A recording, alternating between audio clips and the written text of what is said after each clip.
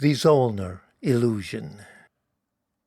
Letter from Adalbert Kehr to Conrad Joseph, May 1880. My old friend, my apologies for not sending you my address earlier. Looking back now, I see this winter as one long bout of melancholia. Who would have thought that life in a city like Leipzig could be lonelier than my existence in the Abbey? But all that is over now, and I am filled with energy. The breezes and birds of spring may have something to do with it, but I trace the current elevation of my spirits to a more prosaic source. At last I have an interesting project at work. I have been assigned to the laboratory of Johann Karl Friedrich Zöllner. It embarrasses me to admit that 1 month ago I did not recognize Herr Professor Zöllner's name. I knew as little of his work as I knew of the functions of the innumerable precision glass beakers whose specifications I spent the winter translating into Spanish and Portuguese, 2 languages in which I am only minimally competent. But, dear Joseph, I am sure that you, as a bookstore owner and a student of all things practical, have followed Herr Professor's career at the frontiers of photometry, spectroscopy, and astrophysics. He is currently working on a most amazing invention, of which I am allowed to say very little, except that it is called a dimensiometer, and that it will provide direct access to the 4th dimension through a new kind of optical illusion. There are those who say that Herr Professor has lost his mind. Even some of my colleagues in the patent office share this opinion.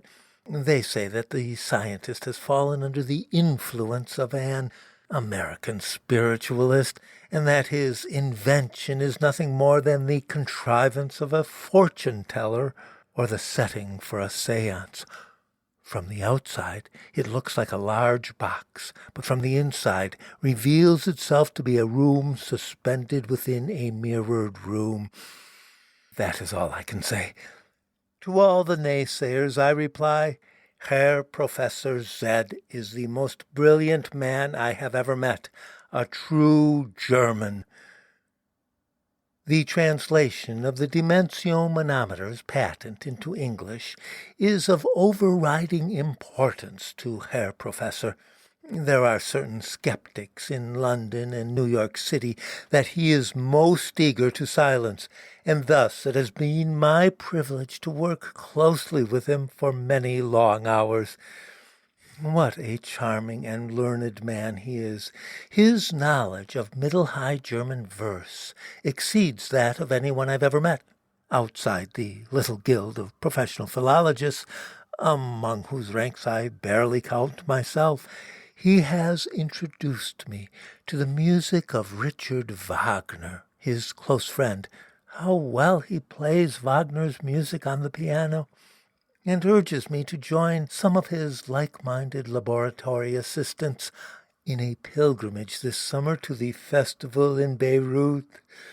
When our work on the dimensiometer is done, I plan to show him my translation of the Heinrich Lied. I have shown it to no one, dear Joseph, since I sent it to you. I will admit that the excessive formality of your reply gave me pause, but I do not hold it against you. How could I, when my mood soars each morning at the thought of the day ahead? I remember how much fun we had in Gotha. Was it really only 5 years ago? How young we were. Yours ever, Adalbert.